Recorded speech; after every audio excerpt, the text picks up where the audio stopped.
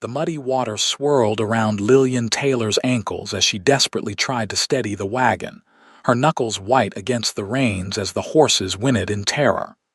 "Steady, please steady," she cried, but her words were lost in the roar of the Carson River, swollen beyond recognition by 3 days of relentless spring rain. Nevada Territory, 1868, what had started as a shallow ford had transformed into a death trap in minutes. Lillian had been so certain she could make the crossing before nightfall, determined to reach Kingston by sunset. The settlement was just 5 miles beyond the river, 5 miles that now seemed an impossible distance as the current tugged at the wagon wheels. "Lord help me," she whispered, the cold water now lapping at the floorboards. Her trunk of possessions shifted ominously behind her. 22 years of life packed into one wooden box, letters from her late parents, the deed to her uncle's property, and the last of her savings. All of it would be gone if the river took her. She had been a fool to attempt the crossing alone, but the alternative had been waiting another week in Silver Springs for a proper escort, or paying an exorbitant fee to join the Donovan family's larger caravan. Her funds were too precious to waste, and her time too valuable. Her uncle's letter had been clear. Come claim the property by June 1st or forfeit it to the bank. The horses screamed as the wagon lurched sideways, water now rushing across the boards. Lillian grabbed for her satchel containing the deed and her mother's locket, clutching it to her chest as the wagon groaned against the force of the water. "Hold on." A deep voice called from the shoreline. Lillian turned to see a man on horseback racing along the riverbank. He dismounted with fluid grace, his movements unhesitating as he secured his horse and plunged into the churning water. His powerful strokes cut through the current as he approached. Lillian could make out broad shoulders, a determined jaw shadowed with stubble, and eyes sharp with focus even through the rain. "The river's rising too fast," he shouted over the torrent. "This wagon's going under any minute, my things," she began, clutching her satchel tighter. "Leave them or die with them." He cut her off, reaching the wagon and gripping its side. The water was now at her knees, the wagon creaking ominously beneath her. Lillian glanced at her trunk, everything she owned, then back at the stranger's outstretched hand. "Trust me," he said, his voice gentler despite the urgency. "Please." With a silent prayer, Lillian grasped his hand. His fingers closed firmly around hers as she stepped off the wagon seat and into the rushing water. The current immediately tried to sweep her legs from under her, but his arm locked around her waist. "Hold on to me and kick with your feet," he instructed, his mouth close to her ear.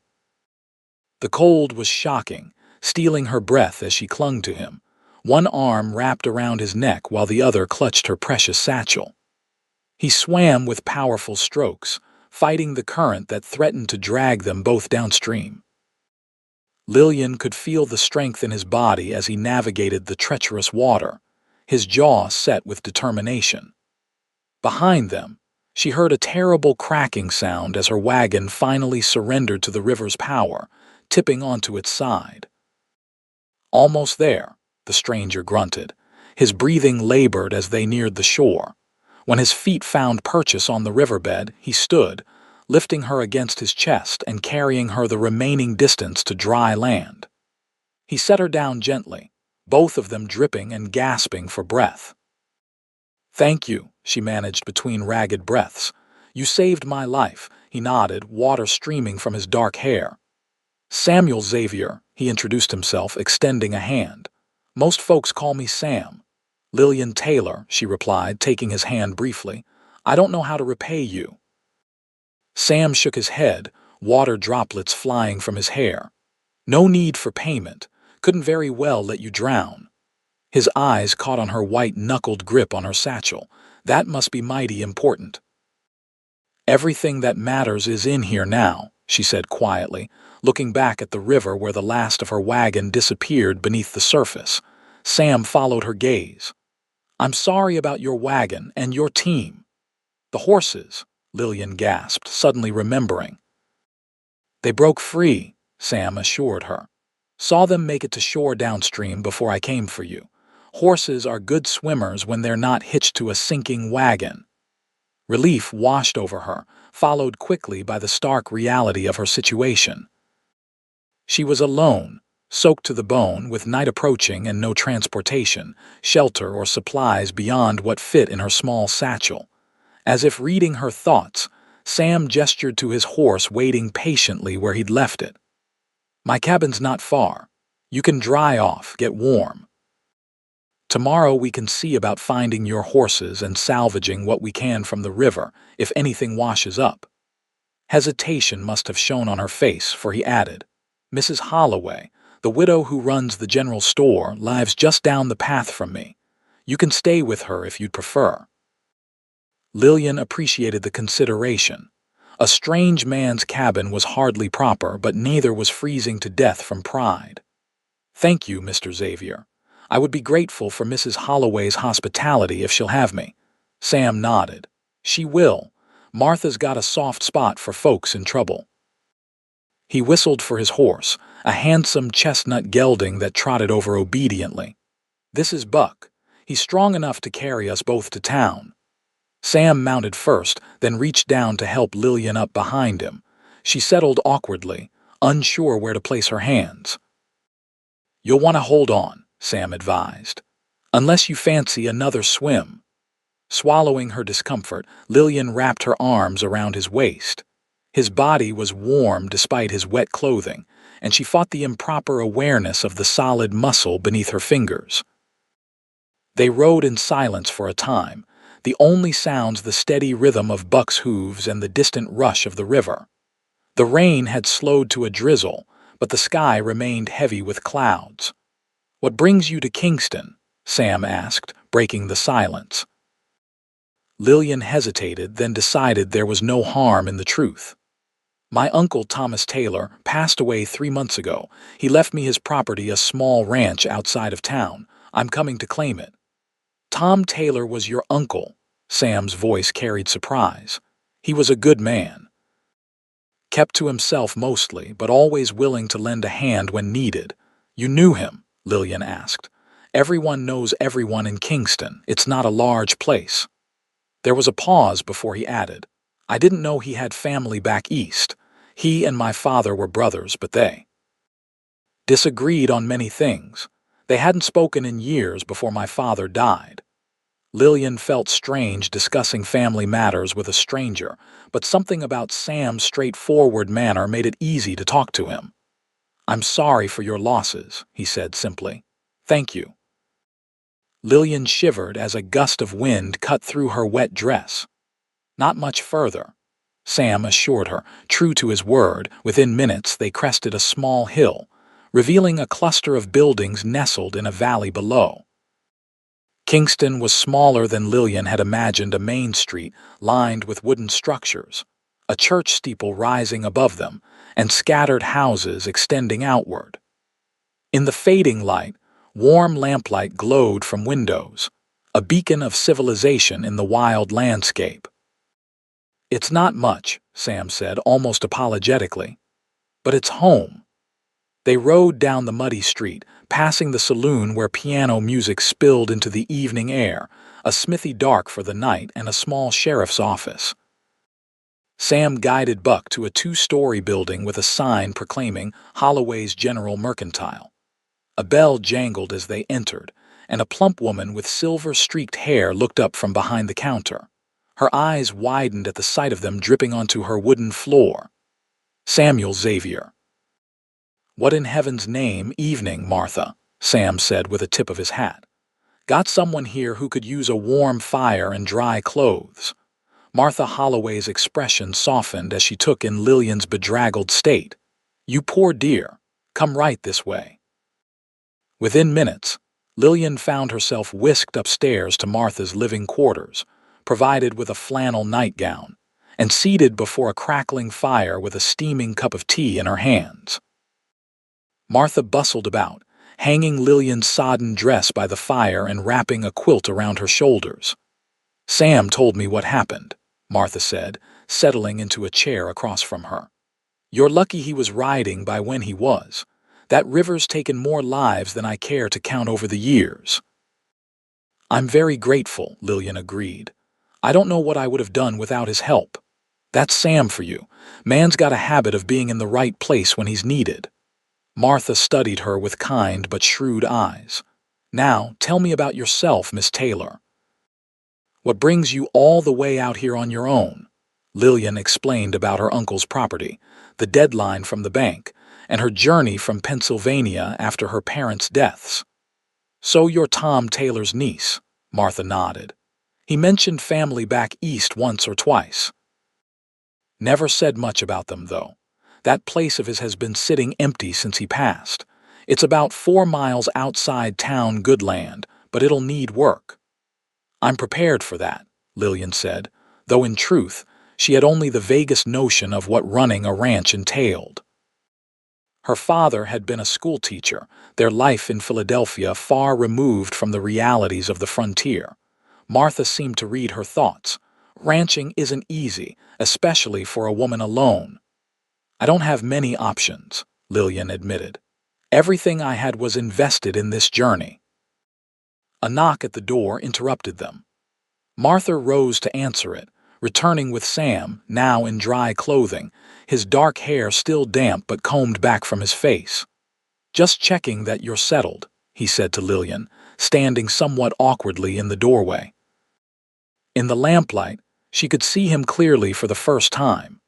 He was tall, broad-shouldered, with a face that spoke of days in the sun, not classically handsome, perhaps, but striking, with keen green eyes that seemed to miss nothing. "Thanks to you and Mrs. Holloway, yes," Lillian replied.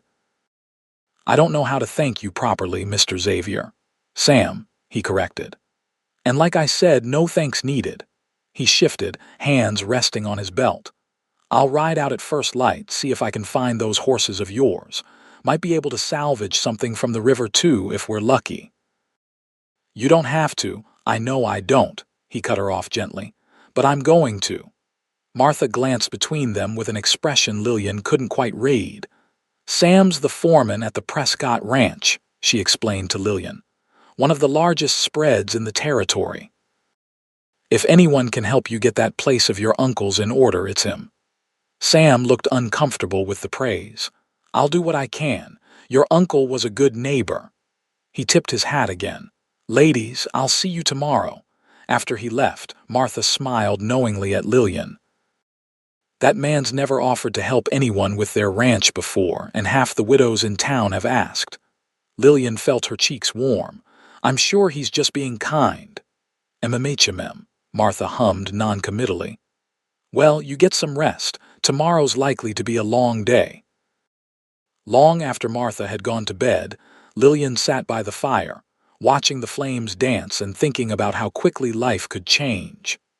This morning, she had been making steady progress toward her new home, confident in her plans.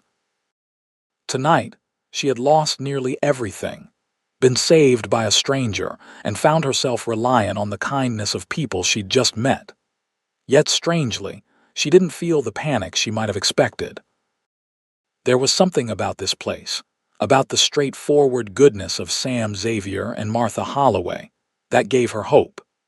Perhaps Kingston would truly become her home in a way Philadelphia had ceased to be after her parents died. With that thought, she finally allowed herself to sleep, the sound of rain against the windows a gentle reminder of how close she had come to being swept away forever. Morning brought clear skies and the cheerful sounds of a small town coming to life. Lillian woke to find her dress clean and pressed, if still somewhat damp, laid out for her. Martha had already been up for hours, opening the store and preparing a hearty breakfast of biscuits, eggs, and bacon that awaited Lillian downstairs. "Sam rode out at dawn," Martha informed her as they ate. "Said he'd come by when he had news." Lillian nodded, grateful but also uncomfortable with how dependent she had become on a man she barely knew. "Mrs. Holloway, I was wondering if there might be work available in town. I need to earn money for supplies," and Martha waved a hand. Call me Martha, dear. And don't worry about that just yet. Let's see what Sam finds first. The morning passed slowly as Lillian helped Martha in the store, learning the layout and assisting customers. The townsfolk were curious about the newcomer, and word of her river rescue had spread quickly. Several people introduced themselves, offering sympathy for her ordeal and expressing fond memories of her uncle. It was past noon when Sam finally returned, leading 2 tired horses Lillian's team, mudded but alive. Behind them, he dragged a waterlogged trunk on a makeshift travois. Found them about 2 miles downstream, he explained as Lillian rushed out to meet him. Your trunk was caught in some branches.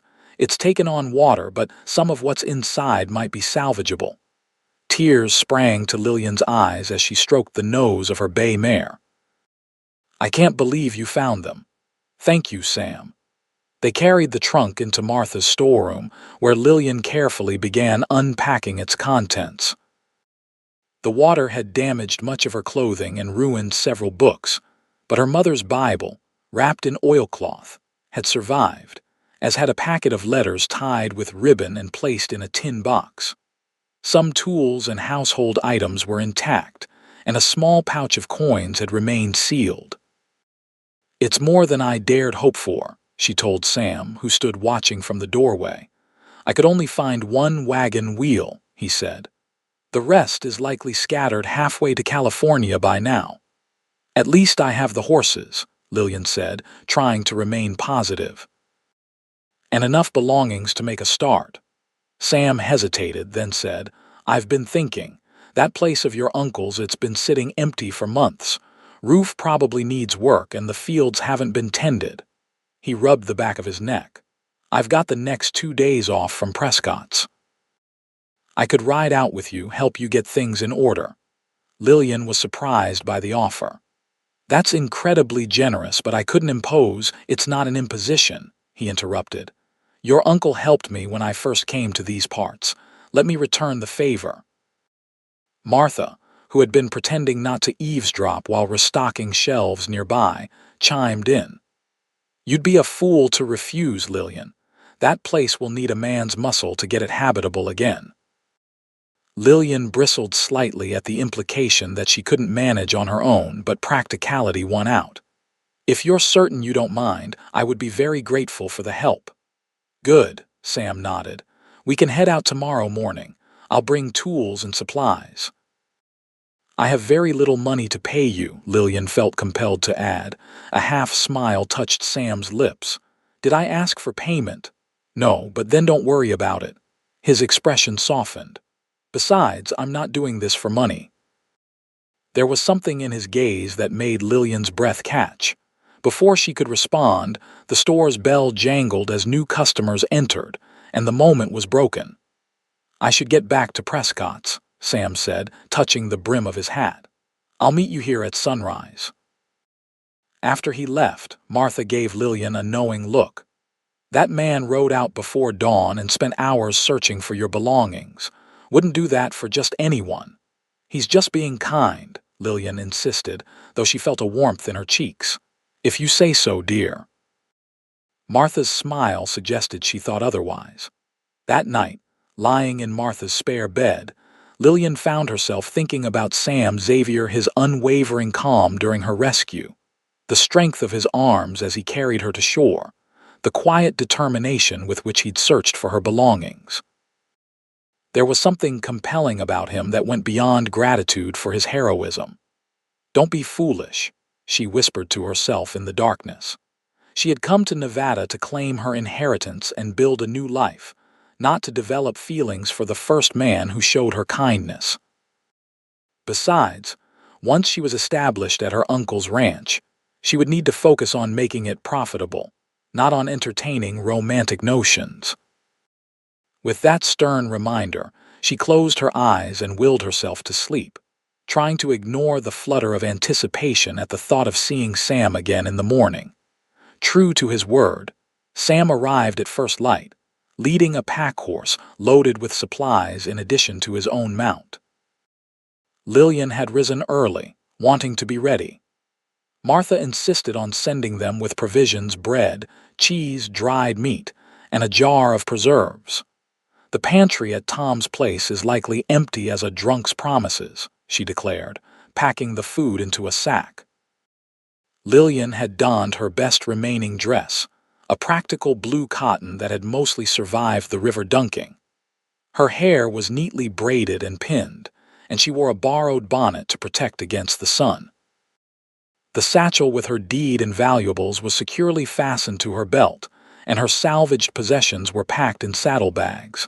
Sam's eyes widened slightly when she emerged from the store. "You look rested," he said, then seemed to regret the inadequate compliment. "Thank you," Lillian replied, amused by his discomfort. "I feel much better than when we first met." "Hard to look worse than half drowned," he said with a wry smile, then immediately winced. "I didn't mean it's all right," Lillian laughed. "I'm sure I was a frightful sight." Martha bustled out with the food, pressing it into Sam's hands. "Make sure she eats," she instructed. "The girl's too thin." "Yes, madam," Sam agreed solemnly. After grateful goodbyes to Martha, they set off, Lillian riding one of her recovered horses while leading the other. The morning was clear and cool, perfect for traveling. As they left Kingston behind, the landscape opened up around them, rolling hills covered in sagebrush, patches of wildflowers adding splashes of color, and mountains rising majestically in the distance. "It's beautiful," Lillian breathed, taking in the vast openness so different from the crowded streets of Philadelphia. "Gets under your skin," Sam agreed. "I came out west planning to make my fortune and go back east. That was 8 years ago. What changed your mind?" Sam gestured to the landscape around them. "All this, the space to breathe, the feeling that what a man does matters out here." He glanced at her. "What about you? What made you decide to come?" Lillian was quiet for a moment, collecting her thoughts. "After my parents died influenza, 2 winters ago, there wasn't much keeping me in Philadelphia. I taught at a girls' school, but—" She trailed off, remembering the stifling confines of that life. "When I received word about Uncle Thomas's property, it seemed like a sign. A chance to start fresh somewhere new. Teaching's valuable work," Sam commented. "We could use a proper schoolteacher in Kingston. The minister's wife does what she can, but she's got 5 children of her own to manage." "Perhaps someday," Lillian said. "First, I need to make this ranch work." They rode in companionable silence for a time, the rhythm of the horses, hooves a soothing backdrop. Occasionally, Sam would point out landmarks or tell her about local plants and wildlife. He had a straightforward way of speaking that Lillian found refreshing after the often artificial politeness of Philadelphia society. "There it is," Sam said eventually, pointing to a cluster of buildings nestled against a hillside in the distance. "Taylor's place." As they drew closer, Lillian's heart sank a little. The ranch was smaller than she had imagined, a modest cabin with a sagging porch, a weathered barn, and a corral with broken fencing. The surrounding fields were overgrown, and what had once been a vegetable garden was now a tangle of weeds. Sam must have noticed her expression. "It's not much to look at now," he acknowledged, "but the bones are good. Your uncle kept the place in decent repair before he fell ill." Lillian straightened her shoulders. "It's more than many people have," she said firmly, "and it's mine." Sam's expression softened with something like admiration. "That's the spirit." They dismounted in the yard, and Sam helped Lillian down, his hands strong and steady at her waist.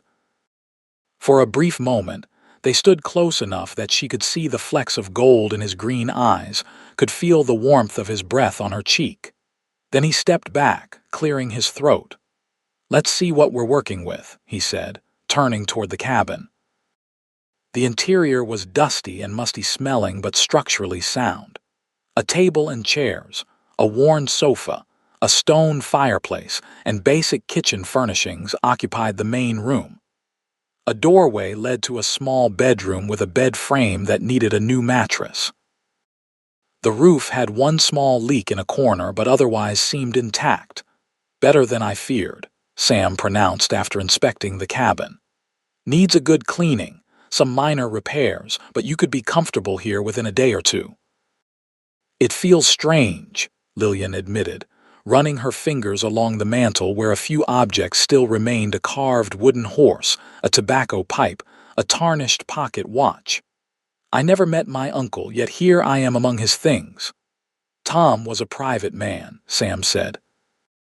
Kept to himself mostly, but he was respected, honest to a fault and fair in his dealings. He picked up the wooden horse, turning it in his hands. He carved these, had quite a talent for it. I had no idea, Lillian said softly, wondering what else she would discover about the uncle she'd never known. They spent the remainder of the day taking inventory and beginning repairs. Sam worked on the roof while Lillian cleaned the interior, scrubbing away months of dust and neglect. They found linens in a trunk that, with a good washing, would make the bed serviceable, and kitchen implements that needed only to be scoured to be usable again. By late afternoon, Lillian had cleared and cleaned enough of the cabin to make it habitable, though sparse. Sam had repaired the roof leak and was working on the porch steps when she brought him a cup of water from the well he'd helped her prime. "Thank you," he said, drinking deeply. The day's labor had left a sheen of sweat on his skin, and he'd removed his shirt hours ago, working in just his undershirt that clung to the muscles of his back and shoulders. Lillian tried not to stare, but it was difficult. In Philadelphia, men were always properly attired in the presence of ladies.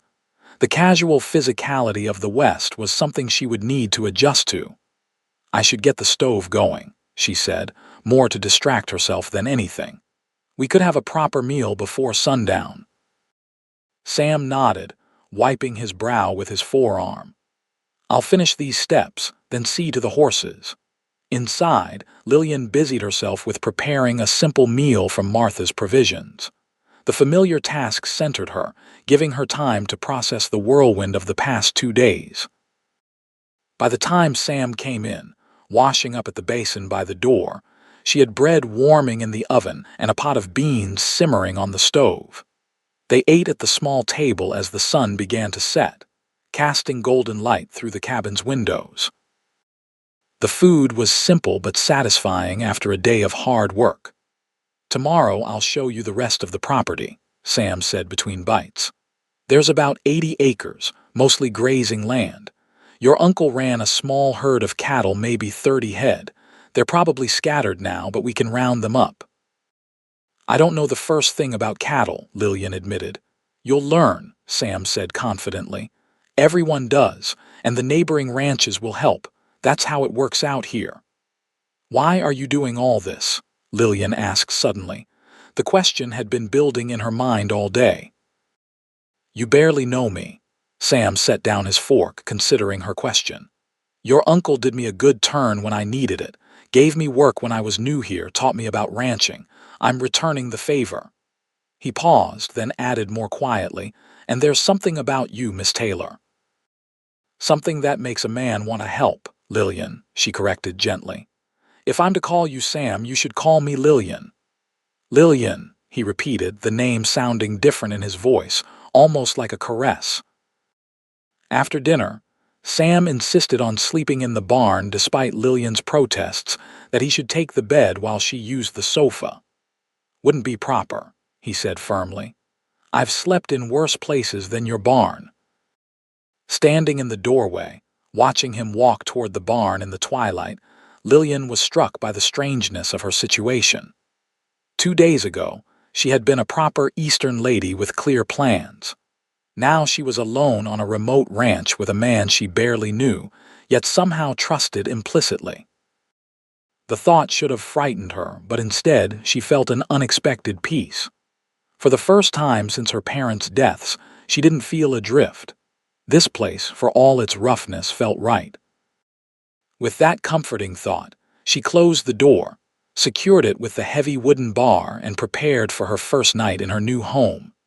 Dawn broke with the sound of roosters crowing, not her own, she realized, but from a neighboring farm in the distance. Lillian rose quickly, eager to begin the day. She had slept surprisingly well in her uncle's bed, exhaustion overcoming the strangeness of her surroundings. Outside, she found Sam already awake and working, splitting wood for the stove. The rhythmic thunk of the axe punctuated the morning stillness as she approached with a cup of coffee she'd brewed.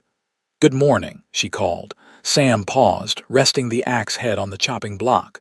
His smile was warm as he accepted the coffee. "Morning. Sleep well." "Better than I expected," Lillian admitted. "There's something peaceful about this place." They shared a simple breakfast before beginning the day's work. Sam showed her the boundaries of the property, the small stream that provided water even in dry months and the best grazing areas. They found a few of her uncle's cattle, identifiable by their brand, a simple T on their right flank. "These 3 are in good condition," Sam said, inspecting the animals. "If we can find the rest of the herd, you'll have a decent start." "And if we can't?" Lillian asked practically. "Then you build up slowly. Buy a few head when you can afford them. It'll take longer, but it can be done." By midday, they had located about a dozen cattle in total and guided them back toward the main pasture. Sam showed Lillian how to repair fencing to keep them contained, working alongside her with patient instruction. "You're a quick learner," he observed as she successfully mended a section of fence.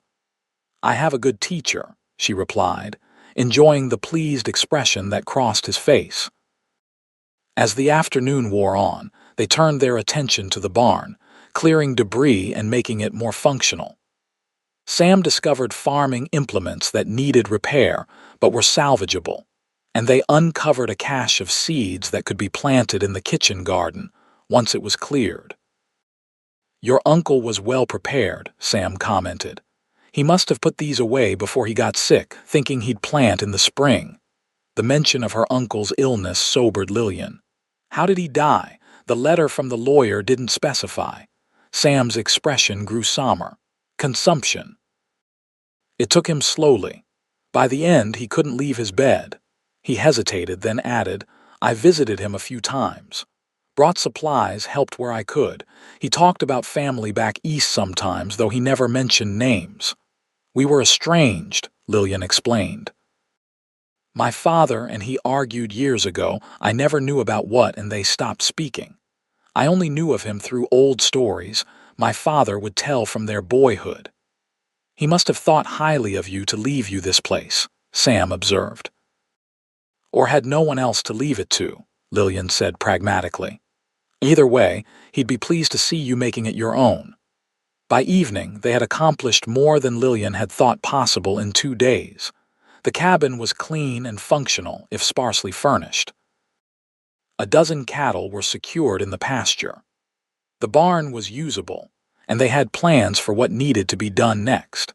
As they sat on the newly repaired porch steps, watching the sunset paint the hills in gold and crimson, Lillian felt a profound sense of accomplishment. "I can't thank you enough," she told Sam. "I would have been lost without your help." "You'd have managed," he said with confidence. "You're stronger than you give yourself credit for." Their eyes met, and something unspoken passed between them. For a moment, Lillian thought he might reach for her hand, but instead he looked away, clearing his throat. "I should head back to Prescott's tomorrow," he said. "I've got work waiting." Disappointment settled in Lillian's chest, though she knew it was unreasonable. Of course he couldn't stay forever, helping a virtual stranger establish her ranch. "Of course," she said, keeping her voice neutral. "You've already done far more than I had any right to expect." "I could come back on Sunday," Sam offered. "Help you with the next set of repairs." Hope fluttered in her chest. "I wouldn't want to take up your only day off." "I'd like to," he said simply. "If you'll have me." "I would appreciate the help," Lillian replied, careful to keep her tone practical despite the warmth spreading through her. They sat in companionable silence as darkness fell, the vast canopy of stars emerging above them. So many stars, more than Lillian had ever seen in Philadelphia, where city lights dimmed the night sky. "It's magnificent," she breathed. "One of the things I love most about this country," Sam agreed. Makes a man feel small, but in a good way. Reminds you that your troubles aren't as big as they seem. The philosophical observation surprised her. There was more to Sam Xavier than met the eye depths behind his practical exterior that intrigued her. Before retiring for the night, they made plans for the morning. Sam would leave after breakfast, but he promised to return in 5 days with additional supplies and to help her continue the restoration of the ranch. Alone in her bed that night, Lillian found herself strangely melancholy at the thought of Sam's departure. In just 2 days, his steady presence had become a comfort she hadn't realized she needed. The prospect of 5 days alone on the ranch was daunting, not from fear, but from the absence of his company. "Don't be foolish," she chided herself again. "You came here to be independent, not to grow attached to the first kind man you met."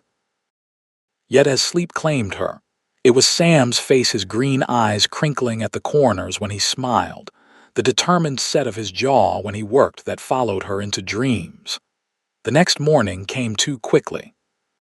They shared a quiet breakfast, Sam offering final advice about the cattle and what tasks she might tackle while he was gone. Then it was time for him to leave. Standing in the yard beside his horse, Sam seemed reluctant to mount. "You'll be all right?" he asked, concern evident in his voice. "I'll be fine," Lillian assured him, touched by his worry. "Thanks to you, I have a functional home and the beginnings of a herd. That's more than I had 3 days ago." He nodded, still hesitating. "If you need anything before Sunday, send word to Prescott's. It's about an hour's ride northeast." "I will," she promised, "but I'm sure I'll manage." Sam mounted his horse, looking down at her with an expression she couldn't quite read. "You're remarkable, Lillian Taylor. Not many women would take on what you're doing." Before she could respond to the unexpected compliment, he tipped his hat, turned his horse, and rode away. Lillian watched until he disappeared over the rise, feeling strangely bereft. Then, squaring her shoulders, she turned back to her cabin. There was work to be done, and she would not disappoint Sam or herself by idling away the days until his return. The next 5 days passed in a blur of activity. Lillian attacked the tasks Sam had suggested, clearing the kitchen garden of weeds and preparing it for planting, continuing to clean and organize the cabin, and tending to the cattle they had found. She discovered reserves of strength and determination she hadn't known she possessed. When a section of fence broke and 3 cattle wandered off, she tracked and herded them back without panic. When the pump handle broke, she remembered Sam's instructions and fixed it herself. Each small victory built her confidence. This wasn't the life she had imagined for herself, but she was adapting to it with surprising ease. On the 3rd day, a neighbor rode over an older man named Elijah Cooper, who introduced himself as a friend of her uncle's. "Heard Tom's niece had come to claim the place," he said, dismounting stiffly. "Thought I'd see if you needed anything." Lillian welcomed him gratefully, offering coffee and listening to stories about her uncle that painted a picture of a reserved but respected man. Before leaving, Mr. Cooper promised to send his son over with a milk cow, just a loan until you can get your own, and invited her to Sunday dinner after church. "Community's important out here," he told her. "Can't make it alone."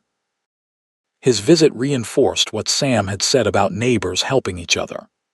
By the time Sunday arrived, Lillian had met 2 more neighboring families, received the promised cow, and been gifted with a basket of eggs and a jar of honey.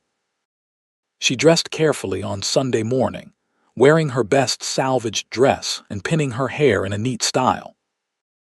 Part of her excitement was for church and meeting more of the community, but if she was honest with herself, the anticipation of seeing Sam again played a larger role than she cared to admit. The small wooden church in Kingston was nearly full when she arrived. Martha spotted her immediately, waving her over to sit beside her in the pew. As the service began, Lillian scanned the congregation but saw no sign of Sam. "He'll be along," Martha whispered, correctly interpreting her search. Sometimes the morning chores at Prescott's run long.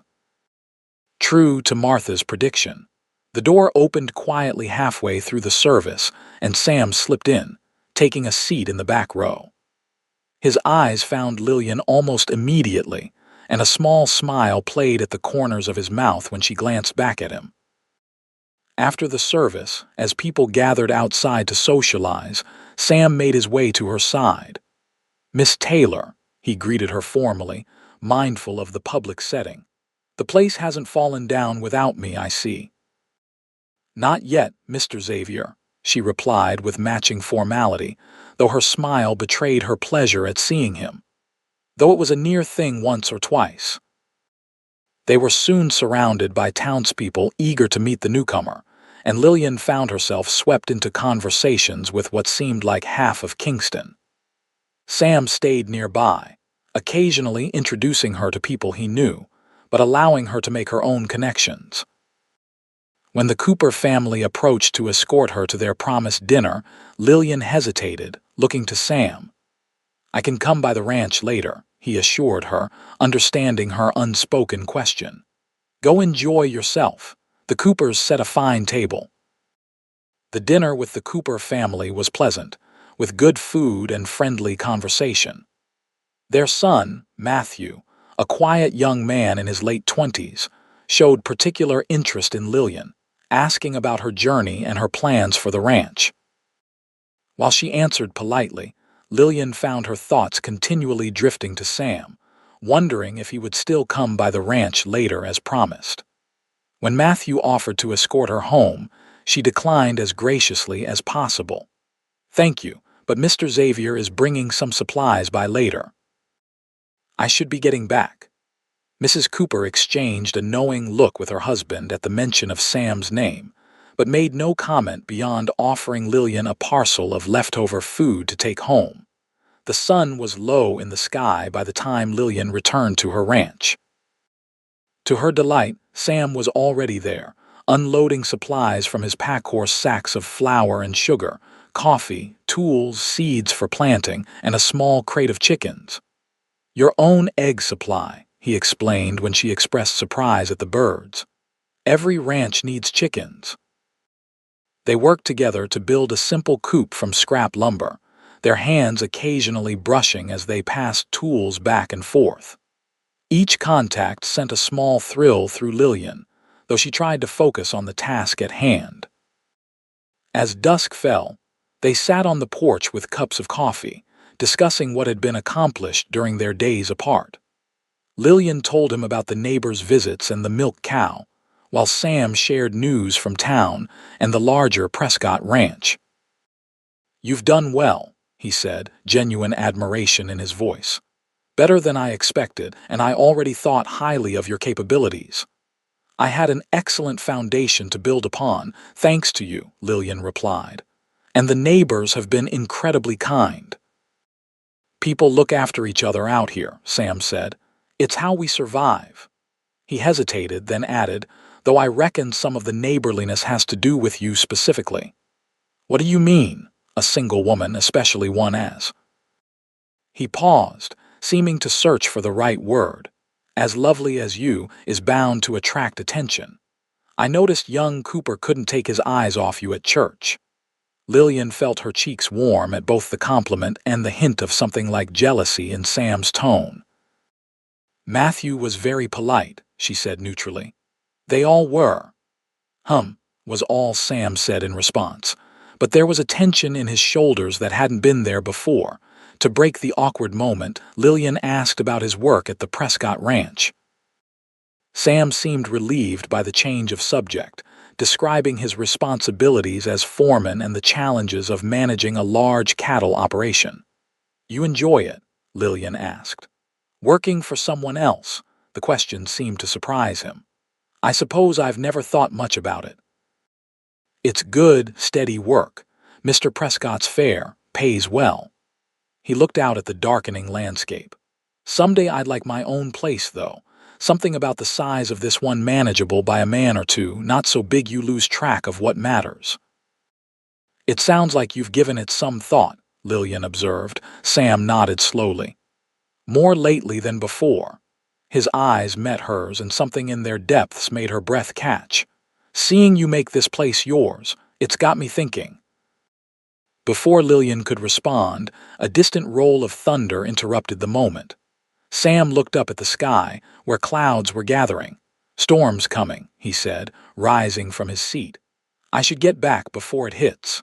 Disappointment washed over Lillian, though she knew it was sensible. "Of course." At his horse, Sam turned back to her. "I can come by on Wednesday after work, help you with the roof on the chicken coop." "I would like that," Lillian said, not bothering to hide her smile. Sam mounted, then hesitated. "Lillian," he began, then seemed to think better of what he'd been about to say. "Take care of yourself. If the storm gets bad, move the cow into the barn with the horses." With that advice and a last tip of his hat, he rode away, just as the first fat raindrops began to fall. The storm raged through the night, but Lillian's little cabin remained snug and dry thanks to Sam's repairs.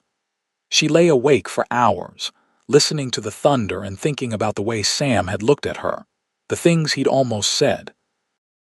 There was something growing between them, something more than gratitude or neighborly kindness.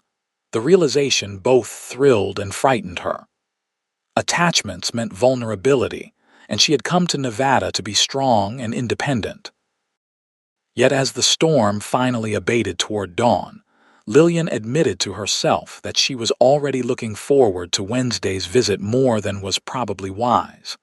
The next weeks fell into a pattern. Sam would come by 2 or 3 times a week, always with some practical purpose, helping with repairs, bringing supplies, assisting with the growing herd as they located more of her uncle's scattered cattle. Each visit lengthened, their conversations deepening as they shared stories of their pasts and dreams for their futures. Lillian learned that Sam had grown up in Boston, the son of a shipbuilder who expected him to join the family business. Instead, at 20, he had headed west, working his way across the country, taking whatever jobs he could find.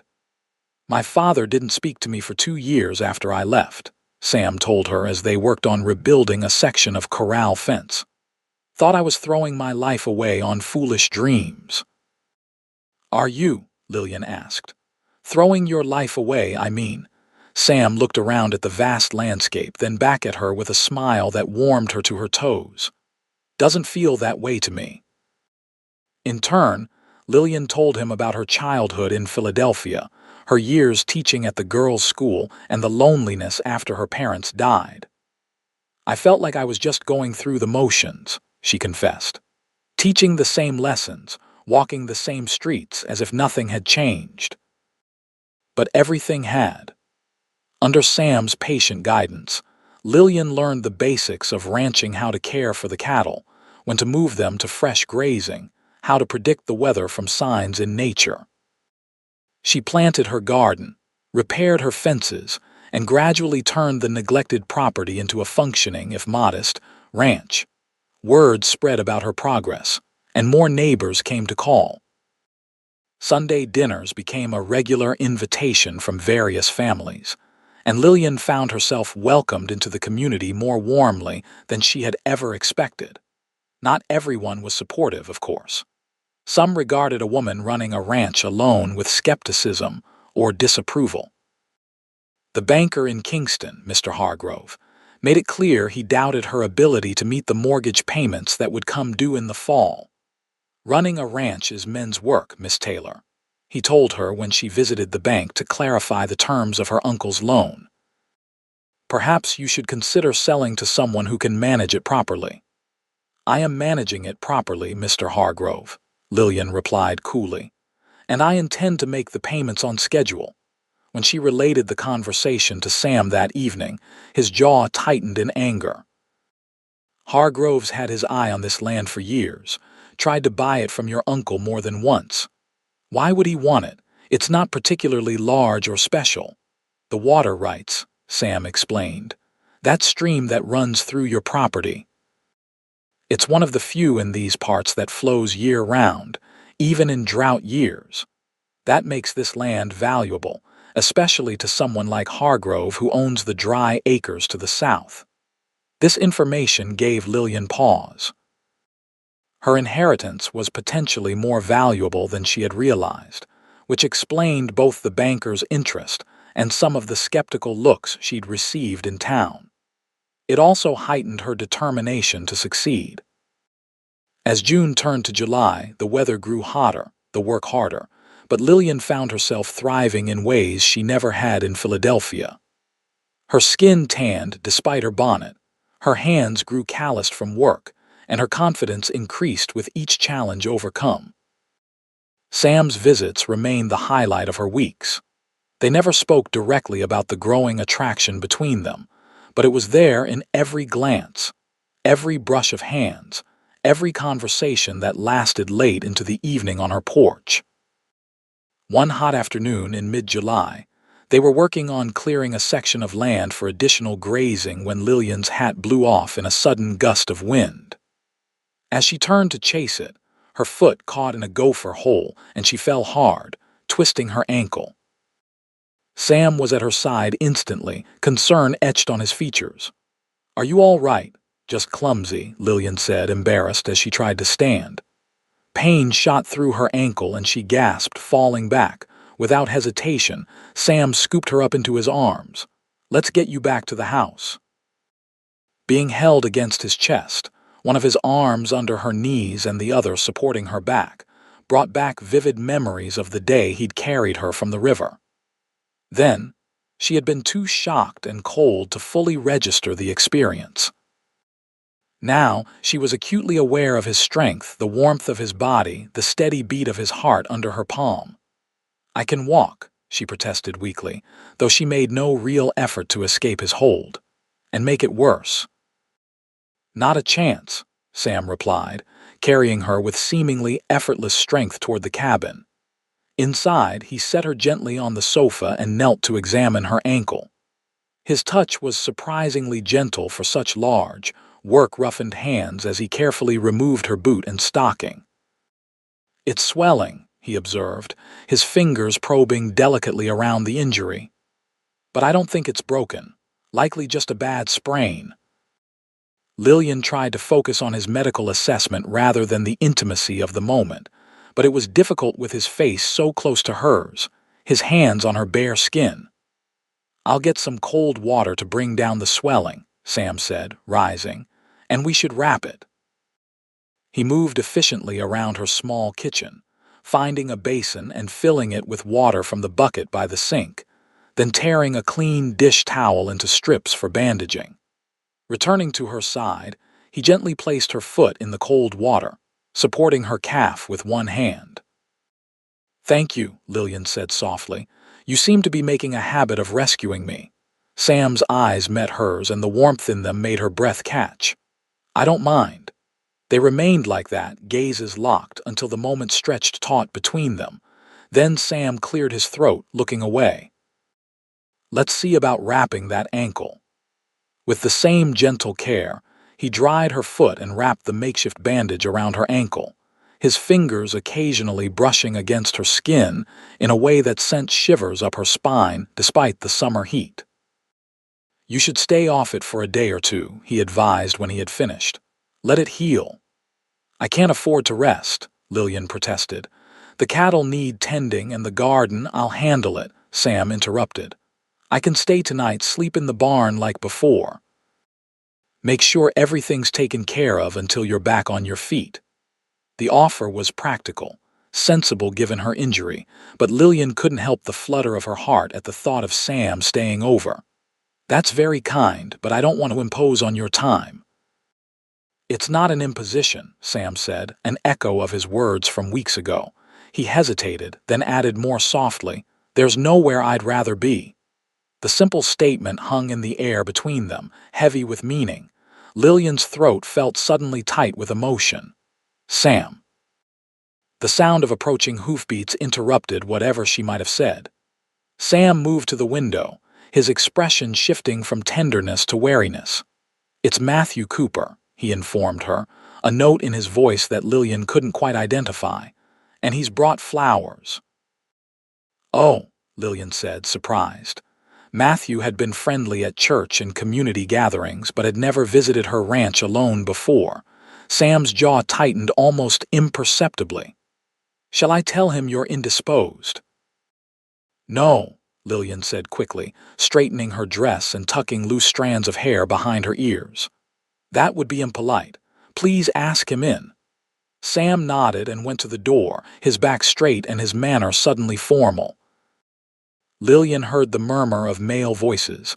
Then Matthew entered, clutching a bouquet of wildflowers, his expression falling slightly at the sight of her on the sofa with her foot bandaged. "Miss Taylor," he greeted her, shooting a glance at Sam, who followed him inside. "I hope I'm not intruding." "Not at all," Lillian assured him. "I've had a small accident with my ankle, but Mr. Xavier has been kind enough to assist me." Matthew shifted awkwardly. "I brought these for you," he said, holding out the flowers. "Mother suggested it might brighten your home." "How thoughtful," Lillian said warmly, accepting the bouquet. "Please thank her for me." Sam cleared his throat. "I should check on the cattle," he said, his tone carefully neutral. "Excuse me." Before Lillian could protest, he was gone, the door closing firmly behind him. Matthew immediately seemed more at ease, taking a seat in the chair across from her. "I hope your injury isn't serious," he said with genuine concern. "Just a sprained ankle. I'll be fine in a day or two." The conversation that followed was pleasant enough, with Matthew inquiring about her progress with the ranch and offering assistance from his family if needed. Yet Lillian found her attention divided, part of her listening to Matthew, while another part was acutely aware of Sam's absence. When Matthew finally rose to leave, promising to tell his mother about her injury so she might send over some food, Lillian thanked him sincerely for his kindness. "It's my pleasure," Matthew said, hesitating at the door. "Miss Taylor, Lillian, I hope you know that That is, I very much enjoy your company." The shy declaration confirmed what Lillian had suspected. Matthew's interest went beyond neighborly concern. Before she could formulate a response that would be kind but clear about her own feelings, Sam reappeared, as if he had been waiting just out of sight. "Cooper," he nodded, his tone friendly enough but with an undercurrent that made Matthew step back slightly. "Xavier," Matthew replied with equal formality. "I was just leaving." He turned back to Lillian. "Good day, Miss Taylor. I hope you recover quickly." After Matthew had gone, an awkward silence filled the cabin. Sam busied himself with building up the fire, his back to Lillian. "He seems fond of you," he finally said, his voice deliberately casual. "Matthew is very kind," Lillian replied neutrally. "He comes from a good family, solid prospects. His father owns one of the larger spreads around here." Lillian watched Sam's back, trying to interpret his stiff posture. "Are you suggesting he would be a good match for me?" Sam turned then, his expression unreadable. "Wouldn't he? A respectable young man with an established place in the community, someone who could help you run this ranch properly." There was a challenge in his voice that sparked a flare of indignation in Lillian. "I thought you believed I could run this ranch properly on my own." "I do," Sam said quickly. "That's not what I meant." "Then what did you mean?" Sam ran a hand through his hair in frustration. "I just meant that someone like Cooper could offer you security, respectability. Things that," he broke off, looking away. "Things that you can't," Lillian finished softly. The question hung between them, charged with all the things they hadn't said over the past weeks. Sam's gaze returned to her, his eyes intense. "I'm a hired hand, Lillian. I don't own land. I have some savings, but nothing that would impress a banker like Hargrove. I can't offer you the kind of life you deserve." The naked honesty in his voice made Lillian's heart ache. "Sam," she said quietly, "have I ever asked you for those things?" He moved closer, kneeling beside the sofa so they were at eye level. "No, but you should want them. You should want better than a man who has nothing but his 2 hands and the clothes on his back." "Those hands pulled me from a river," Lillian reminded him, her voice trembling slightly. They built my fences, fixed my roof, and just now tended my injured ankle with more care than any doctor in Philadelphia. Gathering her courage, she reached out to touch his face. I think they're worth quite a lot. Sam's breath caught at her touch. For a long moment he remained perfectly still, as if afraid any movement might break the spell between them. Then, slowly, he turned his face into her palm, his eyes never leaving hers. "Lillian," he whispered, her name like a prayer on his lips. The distance between them seemed to disappear as he leaned forward, one hand coming up to cradle her cheek. His lips met hers with gentle reverence, a kiss that asked permission even as it was given. Lillian responded with all the feelings she'd been holding back for weeks, her fingers sliding into his hair to draw him closer. The kiss deepened, becoming something more urgent, more honest than the careful restraint they'd been practicing. When they finally parted, both breathing unevenly, Sam rested his forehead against hers. "I've wanted to do that since I pulled you from that river," he admitted. "Even when I was half drowned and bedraggled," Lillian teased, her heart too full for serious conversation. "Even then." His smile was tender as he brushed a strand of hair from her face. "Especially then. You looked at me with those big eyes full of trust, and something inside me just shifted." The admission made Lillian's heart swell. "For me, it was when you came back with my horses and trunk. You didn't have to do that, you'd already saved my life. But you spent hours searching because you knew how much those things meant to me." Sam captured her hand, pressing a kiss to her palm. "I'd have searched for days if that's what it took." The tenderness of the gesture brought tears to Lillian's eyes. For so long since her parents' deaths, really she had been alone, making her own way. To have someone care so deeply about her happiness was overwhelming. "What happens now?" she asked softly. Sam's expression grew serious. "Nothing has changed about my circumstances, Lillian. I still can't offer you what Cooper could." "I don't want what Matthew Cooper can offer," Lillian said firmly. "I want—" She stopped, suddenly shy despite the intimacy they had just shared. "What do you want?" Sam prompted, his eyes intent on hers. "You," she said simply. "Just you, Sam Xavier. The man who saved me from the river and then saved me from my own ignorance about ranching. The man who treats me as a partner, not a helpless female. The man I've come to," she hesitated, then finished bravely. "The man I've come to love." The declaration hung in the air between them, momentous and irreversible. For a heartbeat, Lillian feared she had been too bold, too forward in expressing feelings that might not be returned with equal fervor. Then Sam's face transformed with a joy so pure it took her breath away. "Lillian Taylor," he said, his voice rough with emotion. "I have loved you since the moment I carried you to shore. I just never dared hope you might feel the same." He kissed her again, this time with a certainty that left no room for doubt. When they parted, both were smiling like fools, giddy with the relief of feelings finally expressed. "Stay," Lillian said impulsively. "Not just tonight, stay with me, help me make this ranch successful. We can do it together." Sam's smile faltered slightly. "People would talk. Your reputation—" "I don't care what people think," Lillian interrupted. Then, seeing his concern, she amended, "But I understand. Propriety matters here as much as it did in Philadelphia." Sam seemed to wrestle with himself for a moment, then his expression cleared with sudden decision. "Wait here," he said, rising. "I'm not likely to go far with this ankle," Lillian pointed out wryly. He grinned, pressing a quick kiss to her forehead before striding out the door. Lillian heard him rummaging in his saddlebags outside, then he returned, something clutched in his hand. Kneeling beside her again, Sam opened his palm to reveal a simple gold band. "It was my mother's," he explained. "The only thing of value I took when I left home. I've carried it all these years, thinking someday I might find a woman I loved enough to give it to." His eyes held hers, vulnerable and hopeful. "I've found her." Lillian's heart seemed to stop, then race ahead. "Sam, marry me, Lillian," he said softly. Not someday when I have more to offer, but now.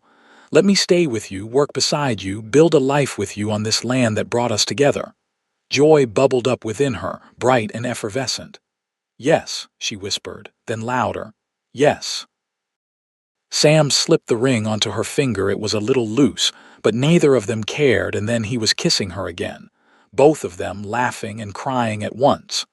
When they finally broke apart, Sam said, "I'll need to give notice at Prescott's. And we'll have to speak to Reverend Williams about performing the ceremony." "How soon can we be married?" Lillian asked, practical even in her happiness. "As soon as you like. Tomorrow, if the Reverend is willing." Lillian laughed. "Perhaps we should give the community a little more notice." "Next Sunday after church." "Perfect," Sam agreed. "Though it will be the longest week of my life." They spent the evening making plans, Sam tending to the ranch chores and preparing a simple dinner while Lillian rested her ankle. The ordinary tasks took on new significance now, a preview of their life together. As darkness fell and the time came for Sam to retire to the barn as propriety demanded, he lingered at her side, reluctant to leave even with the promise of forever before them. "Sunday," Lillian reminded him, reaching up to touch his face. "Just 5 more days." "5 days too many," Sam grumbled, but he smiled as he said it. "Rest that ankle. I'll come by tomorrow after work." With a last kiss, he left her to sleep, her heart too full of happiness to feel the pain in her ankle or any concern about the challenges that might lie ahead. The news of their engagement spread through Kingston with the speed that only small-town gossip can achieve. By noon the next day, Martha Holloway had arrived at the ranch with fabric for a wedding dress, insisting that Lillian couldn't possibly get married in her everyday clothes. Sam Xavier, finally finding himself a wife, is cause for celebration, Martha declared, measuring Lillian for alterations. "Half the unmarried women in the county have set their caps for him over the years." "Really?" Lillian asked, surprised. Sam had never mentioned female admirers. Martha nodded emphatically. "Oh yes. Handsome, hardworking, honest, he's quite the catch, despite not having land of his own." She pinned a section of the ivory fabric. "Though I suppose he'll have that now too, through you." The comment gave Lillian pause. "Do you think that's why he proposed? For the land?" Martha looked up sharply. "Samuel Xavier, absolutely not. That man doesn't have a dishonest bone in his body." Her expression softened. "Besides, anyone with eyes can see he's smitten with you, not your property." Relieved, Lillian allowed herself to be turned and measured while Martha chattered about wedding preparations. Word had already reached Reverend Williams, who had agreed to perform the ceremony after Sunday service. The Cooper family had offered to host a small reception at their home afterward, a gesture of goodwill that touched Lillian despite Matthew's obvious disappointment. Sam arrived in the late afternoon, looking slightly dazed. "Mr. Prescott offered us a wedding gift," he announced as he entered. "A bull and 2 heifers from his prize stock." "That's incredibly generous," Lillian said, surprised. "He said it was about time I settled down with a good woman instead of spending all my time with cattle," Sam quoted, shaking his head in wonderment. "And he's holding my position for me whenever I want to return." "Return?" Lillian repeated, confused. Sam took her hands. "I told him I wouldn't be coming back, that I was going to work our ranch with you, but he insisted the job would be there if we ever needed it." He smiled ruefully. "Seems everyone has more faith in this working out than I did." "And do you," Lillian asked, "have faith in us now?" Sam's expression grew serious. "I have never been more certain of anything in my life." The days before the wedding passed in a whirlwind of preparations and well-wishes. Despite her sprained ankle, which improved enough to bear weight by the 3rd day, Lillian found herself busy from dawn till dusk with visitors bringing gifts, advice, and assistance. Sam came by each evening, working on the ranch and spending time with Lillian, their conversations now free from the restraint that had characterized their earlier interactions. They talked about their hopes for the future, practical plans for improving the ranch, and sometimes simply sat in comfortable silence, enjoying the certainty of their commitment. On Saturday evening, the night before the wedding, Sam brought her a gift, a carved wooden box inlaid with mother of pearl. "It was your uncle's work," he explained as she ran her fingers over the intricate design. "I found it in town at the general store. Martha had been keeping it for you." Inside, nestled in a soft cloth, was a silver pendant, a horse in full gallop, its lines flowing with life despite the static medium. "Tom made that too," Sam said as she lifted it with reverent fingers. "He was working on it the last time I visited him.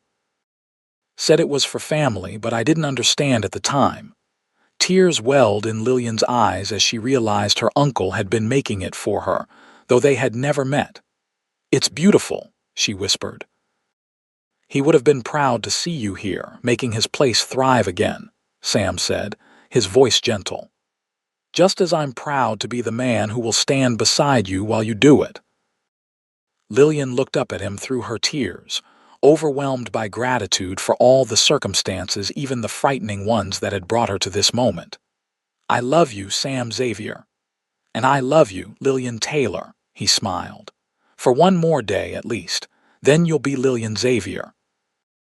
"I rather like the sound of that," she admitted. Their wedding day dawned clear and bright, as if nature itself approved of their union. The small church was packed with well-wishers, it seemed everyone in Kingston, and the surrounding ranches had come to witness Sam Xavier finally taking a bride.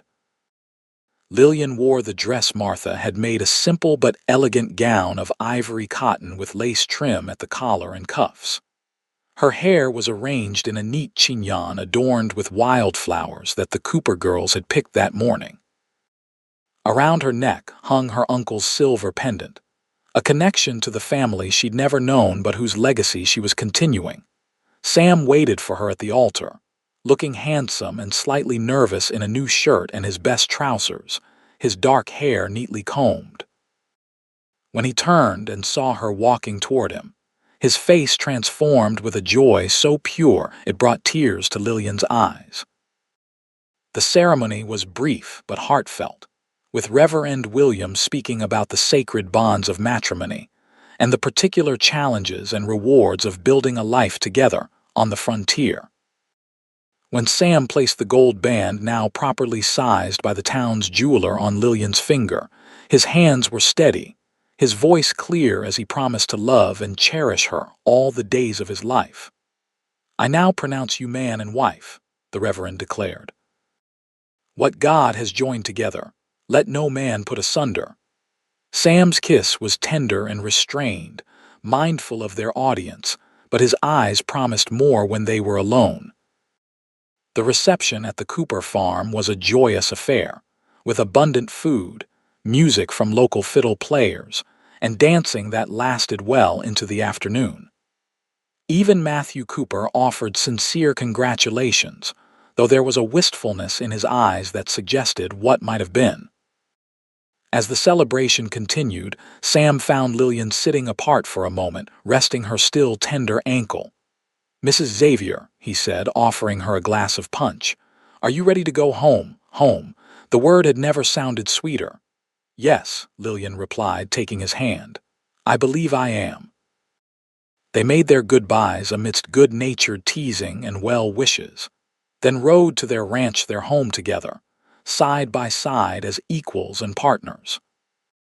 That evening, as the sun set on their first day as husband and wife, they stood on the porch of their cabin, arms around each other, looking out over the land that had brought them together. "Are you happy?" Sam asked, pressing a kiss to her temple. Lillian thought about the journey that had led her here, the loss of her parents, the desperate gamble on an unknown inheritance, the terror of the rising river, and the miraculous appearance of the man who now held her in his arms. "More than I ever imagined possible," she answered truthfully. And as Sam's lips found hers in the gathering dusk, Lillian knew that whatever challenges lay ahead, They would face them together, the teacher from Philadelphia and the cowboy who had swum through a rising river to carry her to shore, and in doing so, had carried her to a love and a life beyond her wildest dreams. Epilogue: 5 years later, the sound of children's laughter floated on the autumn breeze as Lillian Xavier stood on the porch of what was now a thriving ranch. The cabin had been expanded into a proper house with 3 bedrooms, a spacious kitchen, and a covered porch that wrapped around 2 sides. Nearby, a new barn housed their growing herd of horses, while cattle grazed in the well-maintained pastures that stretched to the horizon. "Mama, look," called 4-year-old Thomas, named for the uncle Lillian had never met. He proudly held up a small wooden horse, carved in the style of the silver pendant she still wore around her neck. "Papa made it for me. It's beautiful, sweetheart," Lillian told him, ruffling his dark hair so like his father's. 2-year-old Sarah toddled behind her brother, determined not to be left out of any excitement. Her golden curls bounced as she moved, her father's green eyes shining in her small face. "And where is your papa?" Lillian asked, glancing toward the corral where Sam had been breaking a new colt earlier. "With the new baby," Thomas informed her seriously. "In the barn." Lillian smiled, knowing exactly what her son meant. One of their mares had foaled 2 days ago, and Sam had been spending extra time ensuring mother and foal were healthy. "Shall we go see them?" she suggested, taking Sarah's hand while Thomas ran ahead eagerly. The path to the barn was well worn now, lined with flowers Lillian had planted in her first summer here. So much had changed since then. The struggling homestead transformed into a prosperous ranch. Her own transformation from an inexperienced Easterner to a capable rancher's wife. And most precious of all, the family she and Sam had created together. Inside the barn, she found her husband kneeling beside the mare's stall, showing a neighboring boy how to check the foal's legs. Sam looked up as they approached, his face breaking into the smile that still made her heart skip even after 5 years of marriage. "There's my girl," he said, rising to meet her, "and my little helpers." He scooped Sarah up with one arm, settling her on his hip while extending his other arm to pull Lillian close for a kiss. "Mr. Prescott's boy wants to buy this foal when it's weaned," Sam told her, nodding toward the teenager who was now carefully stroking the foal's neck. "Says his father promised him a horse of his own for his 16th birthday. "Is that so, James?" Lillian asked the boy. "This little fellow will grow into a fine mount." James Prescott nodded enthusiastically. "Pa says Xavier horses are the best in the territory now." Pride warmed Lillian's heart at the compliment. Their decision to focus on breeding quality horses alongside their cattle operation had been a good one, providing a steady income that had helped them pay off the mortgage to the bank, 2 years ahead of schedule, much to Mr. Hargrove's poorly concealed disappointment. After James had gone, promising to return with his father to discuss terms for the foal, the Xavier family walked back to the house together. Thomas ran ahead, waving his wooden horse in elaborate galloping patterns, while Sarah insisted on being put down so she could practice walking like a big girl. Sam slipped his arm around Lillian's waist as they followed their children. "I've been thinking," he said, in that tone that usually preceded an idea for expanding the ranch or trying something new. "Should I be worried?" Lillian teased. "Maybe." His smile was mischievous. "I was thinking we might need to add another bedroom to the house." Lillian stopped walking, turning to face him. "Sam Xavier, are you suggesting what I think you're suggesting?" His eyes crinkled at the corners as he grinned. "Well, Thomas is getting big enough to want his own room soon, and Sarah—" "Samuel," Lillian interrupted, placing her hands on his chest. "Are you saying you want another child?" His expression softened, one hand coming up to cup her cheek. "I'm saying I love the family we've made together, and if God blesses us with another little one someday, I wouldn't be disappointed." He searched her face. "Would you?" Lillian thought about the note she had received from the doctor in town just yesterday, confirming what she had suspected for several weeks. She had been waiting for the right moment to tell Sam. "As it happens, Mr. Xavier," she said, taking his hand and placing it gently on her still flat stomach, "we should probably start planning that extra bedroom sooner rather than later." Sam's eyes widened, then filled with wonder. "Truly?" Lillian nodded, laughing as he swept her into his arms, spinning her around while being careful not to jostle her too much. "Papa's silly," Thomas declared, having circled back to see what was delaying his parents. "Yes, he is," Lillian agreed, smiling down at her son as Sam set her carefully on her feet. "And we wouldn't have him any other way." Later that evening, with the children asleep and the ranch quiet under a canopy of stars, Sam and Lillian sat on their porch swing, his arm around her shoulders, her head resting against him. "You ever think about that day at the river?" Lillian asked softly. "How different our lives would be if you hadn't been riding by at that exact moment." Sam's arm tightened around her. "I try not to," he admitted. "The thought of losing you before I even truly found you." He shook his head, "But I do thank God every day that I was there. As do I." Lillian placed her hand over his heart, feeling its steady beat beneath her palm. "You saved more than my life that day, Sam. You saved my future, our future." Sam caught her hand, bringing it to his lips. "And you gave me everything I never knew I wanted: a home, a family, a purpose beyond just getting by." They sat in comfortable silence for a time, listening to the night sounds of the ranch, the soft nickering of horses in the barn, the distant lowing of cattle, the whisper of wind through the cottonwoods Sam had planted along the stream their first year together. "I love you, Lillian Xavier," Sam murmured against her hair. "More today than yesterday, and not as much as I will tomorrow." "And I love you," Lillian replied, lifting her face for his kiss. "My hero, my husband, my heart." As their lips met in the silver light of a full Nevada moon, Lillian reflected that sometimes the most terrifying moments in life, like a river rising fast around a wagon, could lead to the greatest blessings. What had seemed like certain disaster had instead been the first chapter of the most beautiful story she could have imagined, a story still being written, day by day, in love and hope, and the promise of their shared tomorrows.